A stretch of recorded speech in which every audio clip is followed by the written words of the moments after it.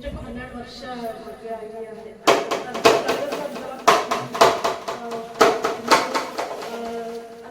ಇನ್ನು ರೀಸೆಂಟ್ ಆಗಿ ಡೇಟ್ ಯಾವ ಫಾಸ್ಟ್ ಆಗ್ಬೋದು ಇನ್ನೊಂದು ನಮ್ಗೆ ಸಕ್ಸಸ್ ಅನೇಕ ವಿಷಯದಲ್ಲಿ ನಮ್ಗೆ ಸಹಾಯ ಮಾಡ್ಬೋದು. ಬಹಳಷ್ಟು ವಿಷಯ 2 ಮಕ್ಕಳಾಗುತ್ತೆಲ್ಲ ಇಷ್ಟು ಒಳ್ಳೆ ಒಂದು ಅನುಭವ ಅಂತ ದೇವರು ನಮ್ಮನ್ನು ನಡೆಸುವಂಥ ವಿಧಾನ ನೋಡ್ಬೇಕಾದ್ರೆ ನನಗೆ ಆಶ್ಚರ್ಯ ಅನಿಸ್ತದೆ.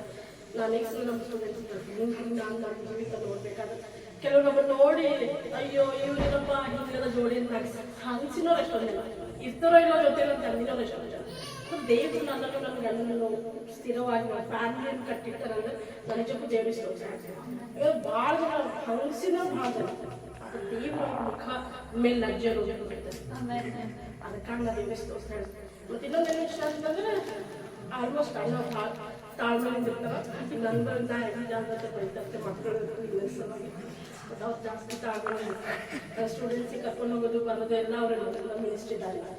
ನಾನು ಎಷ್ಟೊಂದು ವಿಷಯದಲ್ಲಿ ಹೆಲ್ಪ್ ಮಾಡಿದೆ. ನನ್ನ ರಿಪೋರ್ಟ್ಸ್ ರೆಡಿ ಮಾಡೋದು, ನನ್ನ ಡೇ ಫುಲ್ ಪ್ಲ್ಯಾನ್ಸ್ ಎಲ್ಲ ಮಿನಿಸ್ಟ್ರಿ ಟೈಮ್ನಾಗ ಅವರೇ ಫುಲ್ ನನಗೆ ಹೆಲ್ಪ್ ಮಾಡ್ತೀನಿ.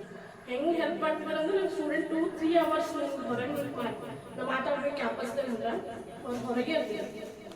ಅಷ್ಟು ತಾಳ್ಮೆ ಒಂದ್ಸಲ ಭೇಟಿ ಮಾಡಿ ಅದು ನಿಜಕ್ಕೂ ನಾವು ಮರ್ತು ಹೋಗಲ್ಲ. ಭಾಳಷ್ಟು ವಿಷಯದಲ್ಲಿ ಮಿನಿಸ್ಟ್ರಿ ಟೈಮಲ್ಲಂತೂ ಮತ್ತು ಇನ್ನೂ ಸಹ ನೀನು ಎಲ್ಲಿ ಹೋಗಿ ಮಿನಿಸ್ಟ್ರಿ ನಾನು ನಿನ್ನ ಜೊತೆ ಇರ್ತೀನಿ.